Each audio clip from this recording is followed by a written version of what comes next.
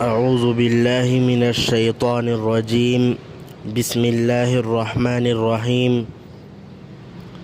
ومریم ابنت عمران التي احصنت فرجها فنفخنا فيه من روحنا وصدقت بكلمات ربها وكتبه وكانت من القانتين صدق اللہ العظیم۔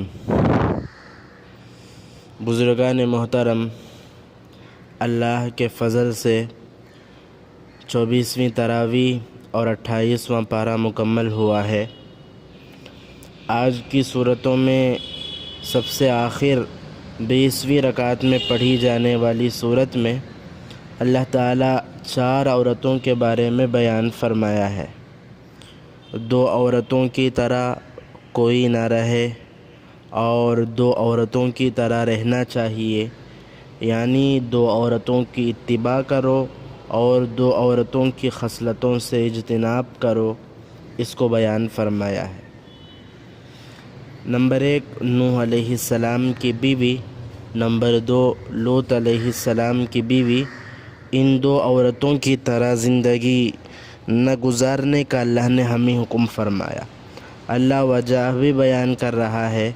وجہ یہ ہے کہ یہ 2 عورتیں کانتا تحت عبدین من عبادنا صالحین، ہمارے 2 نیک بندے کی بیوی رہے ہیں۔ فخانتاہما، یہ 2 عورتیں میرے صالح بندوں کو دھوکہ دیے، خیانت کیے۔ کیا دھوکہ دیے؟ اس کے متعلق تفسیر کی کتابوں میں ملتا ہے۔ الغرض یہ 2 عورتوں کے بارے میں یہ ہے کہ یہ اپنے شوہروں کی مخالفت کرتے تھے، شوہروں کی نافرمانی کرتے ہوئے شوہر کے مخالفین کے ساتھ مل کر میرے شوہر اس طرح کر رہے ہیں، اس طرح بول رہے ہیں، وہ کشتی بنا رہے ہیں، طوفان آنے والا ہے، گھر کے سارے خبروں کو باہر بتا کر اپنے شوہر کو دھوکہ دے رہے ہیں۔ نوح علیہ السلام کی بیوی، اسی طرح لوط علیہ السلام کی بیوی کا حال بھی یہی تھا، گھر کے تمام باتوں کو دشمنوں کے پاس بتایا کرتی تھی۔ شوہر اور بیوی کے درمیان کی راز کی بات کو بیوی باہر نہیں بتا سکتی، یہی خاندان اور زندگی گزارنے کا اصول ہے۔ یہ 2 عورتیں اس طرح کام کرنے لگی کہ اللہ کے دشمنوں کے ساتھ یہ 2 عورتیں تعلق رکھنے لگی۔ اس لیے کسی بھی زمانے میں ان عورتوں کی طرح زندگی نہ گزارو، اللہ تعالیٰ صاف طور پر فرما دیے ہیں۔ اس کے بعد مثالی عورتیں 2 ہیں۔ یہ 2 عورتیں بہترین عورت تھی۔ نمبر 1 مریم علیہ السلام، نمبر 2 فرعون کی بیوی حضرت آسیہ علیہ السلام۔ یہ 2 عورتیں دنیا کی بہترین عورتیں ہیں۔ اس میں تعجب کی بات یہ ہے، اللہ تعالیٰ عورتوں کے لیے ان 2 عورتوں کو نمونہ بتایا ہے۔ یہ 2 عورتیں اس طرح بیان فرمایا ہے، ضرب اللہ مثلا للذین آمنوا امرأۃ فرعون، مرد ہو یا عورت، دنیا کے تمام مسلمانوں کے لیے یہ 2 عورتیں مثالی ہیں۔ مردوں کے لیے بھی ان عورتوں کو اللہ تعالیٰ مثالی بنایا ہے۔ اللہ مخاطب ہے کہ ان عورتوں کے ایمان اور یقین کی اتباع کرو۔ فقط عورتوں سے اللہ مخاطب نہیں ہے، عام طور پر عورتوں کے واقعات بیان کرنے کے بعد عورتیں اس عورت کی اتباع کرے، اس طرح بولنے کا رواج ہے، لیکن اللہ تعالیٰ نے اس طرح بیان نہیں کیا، بلکہ للذین آمنوا کہا ہے۔ جو بھی ایمان لائے ہیں ان کے لیے یہ 2 عورتیں رول ماڈل ہیں۔ حدیث میں آتا ہے، اللہ کے نبی صلی اللہ علیہ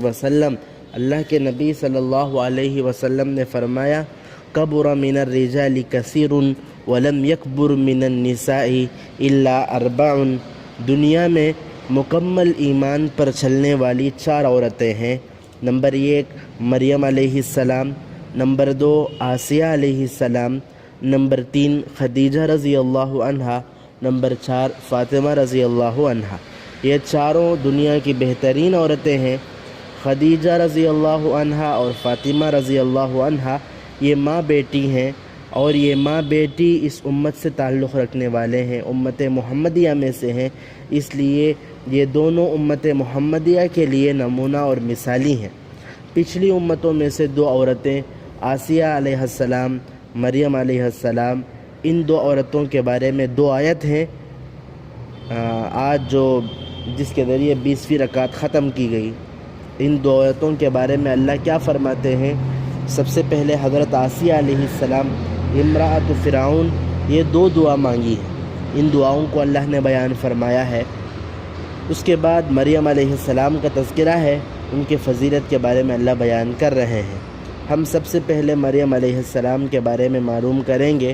مریم علیہ السلام کون ہیں؟ عمران اور حنہ ان دونوں میاں بیوی کو پیدا ہونے والی اولاد کا نام مریم ہے۔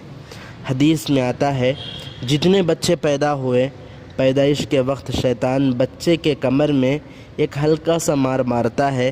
پیدائش کے وقت بچے کی رونے کی ایک وجہ یہ بھی بتایا جاتا ہے۔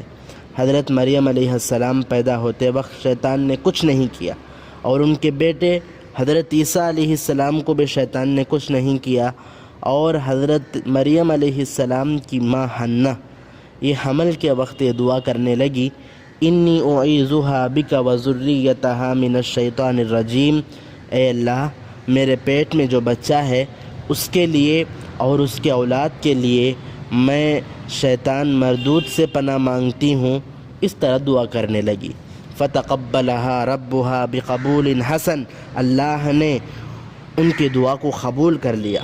اس لیے حضرت مریم علیہ السلام کے پیدائش کے وقت شیطان نے کچھ نہیں کیا، اور مریم علیہ السلام تمام بچوں کی طرح نہیں روئے۔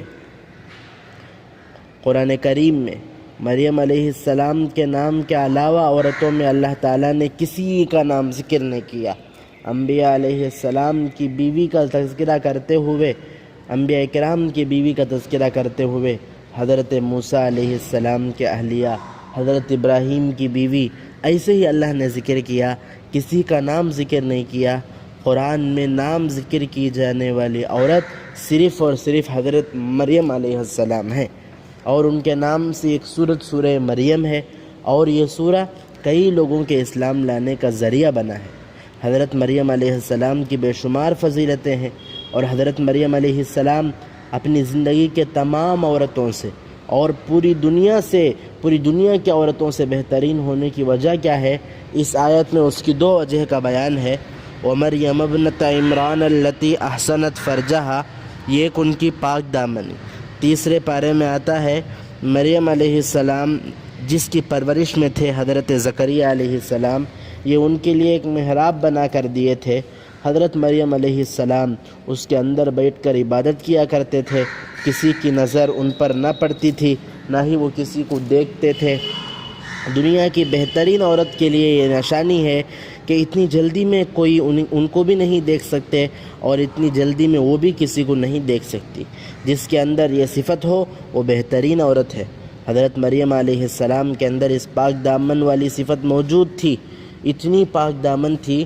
قرآن میں اللہ حضرت مریم علیہ السلام اور ان کے بیٹے حضرت عیسیٰ علیہ السلام کے لیے لفظ آیت کا استعمال فرمایا ہے، یعنی نشانی کہہ کر ذکر کیا ہے۔ ایک عورت کو اللہ یہ میری نشانی ہے یہ کہنا، یہ اس کے لیے بہت بڑی تعریف ہے۔ اللہ تعالیٰ جہاں جہاں بھی ان کے بارے میں تذکرہ کیے ہیں وہاں ان کے اخلاق کے بارے میں بتائے ہیں۔ ان کے اخلاق میں سے ان کی عبادت بھی ہے۔ سورہ تحریم کے اختتام پر جو لفظ آیا ہے وہ در حقیقت اس طرح آنا تھا وَكَانَتْ مِنَ الْقَانِتَاتِ، لیکن اس کے بجائے قانتین کا لفظ آیا ہے۔ علماء کرام اس کی تفسیر میں لکھتے ہیں دنیا میں موجودہ عورتوں کے لیے ہی نہیں بلکہ تمام مردوں سے بھی زیادہ عبادت گزار حضرت مریم علیہ السلام تھی، اسی لیے مذکر کا صیغہ استعمال فرمایا ہے وَكَانَتْ مِنَ الْقَانِتِينَ۔ پھر حضرت مریم علیہ السلام کے بارے میں آتا ہے ایک پھونک کے ذریعے حضرت مریم علیہ السلام حاملہ ہوئی۔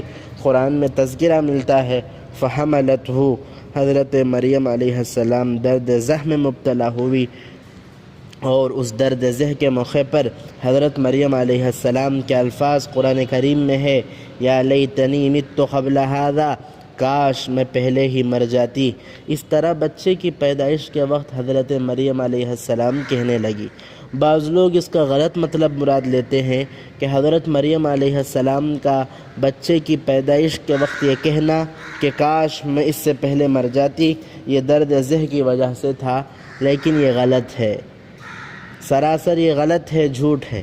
درد ذہ کی وجہ سے حضرت مریم نے یہ الفاظ اپنی زبان سے نہیں نکالے۔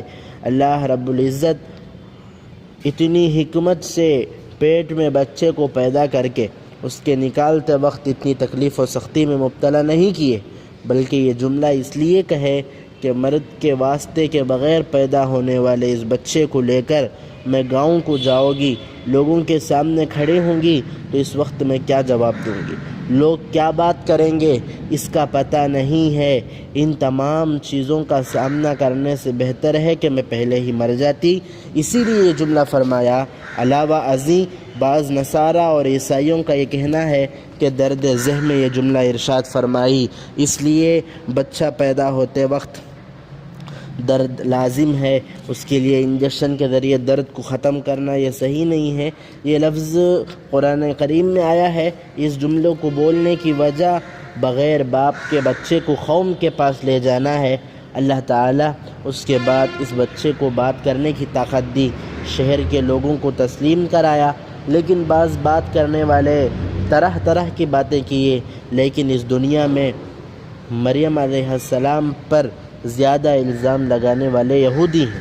آج تک ان کے مذہب اور ان کی کتابوں اور عبادت گاہوں میں یہ بتایا جا رہا ہے کہ مریم بدکار عورت تھی، آج تک یہی بتایا جاتا ہے۔ الغرض حضرت مریم علیہ السلام دنیا کی عورتوں میں سے دو صفات کے اعتبار سے بہترین عورت تھی، ایک اخلاق اور عادات کے اعتبار سے، دوسرا عبادت کے اعتبار سے۔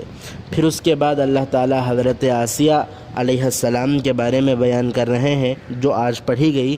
امرأۃ فرعون، یہ آسیہ رضی اللہ عنہا دو دعائیں مانگنے لگی۔ یہ فرعون کی بیوی تھی، اس سے اندازہ لگایا جا سکتا تھا کہ کتنی عیش و عشرت سے زندگی گزاری ہوگی۔ بہت بڑا محل، پھر وہاں کے خادمین، تفریح گاہ، تمام چیزیں موجود تھی۔ سب سے پہلے حضرت آسیہ علیہ السلام موسیٰ اور ہارون کو فرعون کے پاس بات کرتے وقت دیکھی۔ پہلے یہ کہ 2 سال تک اپائنٹمنٹ نہیں ملا۔ تفسیر کی کتابوں میں آتا ہے، اللہ تعالیٰ فرما دیے اذهبا الی فرعون انہ طغی، تم دونوں فرعون کے پاس جاؤ، لیکن یہ دونوں فرعون سے بات کرنے کے لیے اجازت مانگنے لگے، لیکن اجازت ان کو نہیں ملی۔ 2 سال تک اجازت نہیں ملی۔ فرعون کی خدمت میں ایک مسخرہ تھا، ضحاک، ہنسانے والا۔ بڑے لوگ اور سرداروں کے لیے اس طرح کے آدمی مقرر تھے، ان کا کام یہ ہے کہ صرف بادشاہ کو ہنسایا جائے۔ ایک ایسا آدمی فرعون کے پاس بھی تھا، وہ آدمی جو بھی لطیفے سناتا تھا یہ فرعون خوب مزے سے اس کو سنتا تھا۔ یہ شخص روزانہ موسیٰ اور ہارون علیہ السلام کو آ کر جاتے ہوئے دیکھا تو پوچھنے لگا کیا بات ہے۔ وہ کہنے لگے میں ان سے ایک ضروری بات کرنا ہے، ہم مسلسل پوچھنے کے باوجود بھی ہمیں اجازت نہیں ملی۔ اور ضحاک کہنے لگا اچھا میں کل آپ کے بات کرنے کا انتظام کرتا ہوں۔ وہ ضحاک آ کر فرعون کے پاس ہنسی مذاق سے کہنے لگا میں باہر 2 آدمیوں کو دیکھا۔ فرعون پوچھنے لگا کون 2 آدمی؟ وہ کہنے لگا کچھ بڑی خبر لے کر آئے ہیں۔ پھر فرعون پوچھنے لگا کیا بڑی خبر ہے؟ وہ کہنے لگا تیرے علاوہ دوسرا بھی کوئی معبود ہے۔ یہ سننا تھا وہ شخص غصے میں بدل گیا اور کہنے لگا تو ہر وقت مجھے ہنسائے گا اور خوش کرے گا، آج تو نے مجھے غصے میں ڈال دیا، کون ہے میرے سوا خدا؟ وہ کہنے لگا ایسا بولنے کے لیے وہ 2 آدمی آئے ہوئے ہیں۔ فرعون کہنے لگا میں ابھی ان سے ملاقات کرنا چاہتا ہوں۔ ان دونوں کو بلوا کر لایا گیا۔ سب سے پہلے یہ دونوں فرعون سے ملاقات کرنے کے لیے آئے، اس وقت حضرت آسیہ علیہ السلام ان دونوں کو دیکھنے لگی، موسیٰ اور ہارون علیہ السلام کو۔ اس کے بعد بحث و مباحثہ شروع ہوا، کون خالق ہے، تیرا رب کیسا ہوگا، مٹی کا ہوگا یا پتھر کا، اس طرح بہت سے باتیں ہونے لگی۔ قرآن میں بھی اس کا ذکر ہے۔ بات چیت سے فارغ ہونے کے بعد فرعون اپنے رب ہونے کے دعوے پر ڈٹا رہا۔ حضرت موسیٰ اور ہارون علیہ السلام بھی چلے گئے حضرت آسیہ رضی اللہ عنہا بھی اندر چلی گئی۔ اس کے بعد فرعون اپنی بیوی سے آ کر اس کا تذکرہ کرنے لگا کہ 2 آدمی آئے ہوئے تھے، اس طرح کی باتیں کرنے لگے۔ کہ حضرت آسیہ کتنی دلیر ہوگی، فرعون کے پاس ہی برجستہ کہنے لگی انی کفرت بک وآمنت برب موسیٰ و ہارون، میں موسیٰ و ہارون کے رب پر ایمان لاتی ہوں اور میں تیرا انکار کرتی ہوں۔ حضرت آسیہ رضی اللہ عنہا کو فرعون اور اس کے ظلم کے بارے میں علم تھا، کسی کو بھی سزا دیتے ہوئے کوئی پرواہ نہیں کرتا تھا۔ یہ بھی معلوم تھا کہ ان تمام باتوں کے علم ہونے کے باوجود وہ اس طرح فرعون سے مخاطب ہونے لگی۔ اللہ تعالیٰ جس کسی بھی ایمان کی دولت سے نوازنا چاہتے ہیں، اللہ تبارک و تعالیٰ جس کسی بھی ایمان کی دولت دینا چاہتے ہیں، شروع ہی سے اس کو مضبوط کر دیتے ہیں۔ اسی کے گھر میں رہتے ہوئے فرعون کے خلاف بات کرنے پر فرعون کا کیا رویہ ہوگا یہ حضرت آسیہ جانتی تھی، لیکن اس کے باوجود جو ہونا ہے وہ ہوگا سوچ کر صراحتاً یہ بات کہنے لگی، فرعون کی مخالفت کرنے لگی۔ صراحتاً جو ہے حضرت آسیہ فرعون کے پاس جملہ بولنے لگی، کیونکہ فرعون کی کمزوری کا پتہ حضرت آسیہ کو اچھی طرح معلوم تھا۔ دنیا میں کسی کے بارے میں کسی کو پتہ ہو یا نہ ہو، دنیا میں کسی کے بارے میں کسی کو معلوم ہو یا نہ ہو، شوہر کے بارے میں، خاوند کے بارے میں بیوی کو ضرور پتہ ہوگا، قریب لوگ ہی جانیں گے۔ وہ سوچنے لگی یہ رب کہتا ہے، کئی عیب اس کے پاس ہیں۔ وہ سوچنے لگی کہ وہ کیسے رب ہو سکتا ہے، بھوک لگتے وقت کھانا کھاتا ہے، پیاس لگتے وقت پانی پیتا ہے، اپنی ضرورتوں کا محتاج ہونے والا یہ کیسے رب ہو سکتا ہے۔ ان کو پتہ چل گیا کہ یہ رب نہیں ہے، یہ رب نہیں ہے، یہ رب ہو ہی نہیں سکتا۔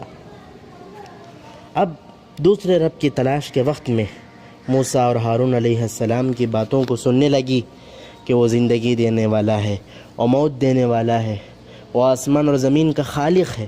ان تمام چیزوں کو سننے کے بعد اتنا علم آ گیا، تمام شہر والے فرعون کو خدا کہنے لگے، خاص بیوی اس کا انکار کرنے لگی اور کہنے لگی تیرے خدا ہونے کا کوئی بھی احتمال نہیں ہے۔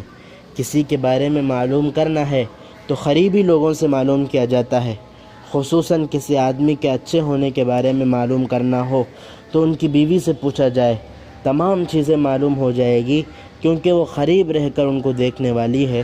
دور رہنے والوں کی نظر دور رہنے کی وجہ سے اس کا اچھا ہونا ہی معلوم ہوگا، قریب رہنے والوں کو ہی ان کے بارے میں مکمل پتہ ہوگا، صحیح بات کا علم ہوگا۔ اس لیے حضرت آسیہ رضی اللہ عنہ فرعون کو خدا ماننے سے انکار کرنے لگی۔ اس کے بعد ان دونوں کے درمیان زبردست بحث و مباحثہ ہوا۔ بالآخر فرعون پوچھنے لگا کہ یہی تیرا آخری فیصلہ ہے؟ وہ کہنے لگی یہی میرا آخری فیصلہ ہے۔ اس کے بعد ان کو لے جا کر کسی چاروں طرف پہاڑ ہونے کی جگہ میں لے جا کر باندھ دیا گیا۔ یہ روزانہ فرعون آتا تھا اور حضرت آسیہ علیہ السلام کے 2 پاؤں 2 ہاتھوں میں شامیانہ کی طرح میخ مارنے لگا۔ قرآن میں اس کا تذکرہ آتا ہے وَفِرْعَوْنَ ذِي الْأَوْتَادِ، میخوں والا فرعون۔ حضرت ابن عباس ذی الاوتاد کا مطلب یہی فرماتے ہیں۔ کتابوں میں آتا ہے وہ روزانہ آتا تھا، پہلے دن آیا، پوچھنے لگا اب بولو کیا بتاتی ہے، اپنا فیصلہ بدل لوں گی؟ وہ کہنے لگا باندھنے کی وجہ سے میرا ایمان اور بڑھ گیا ہے۔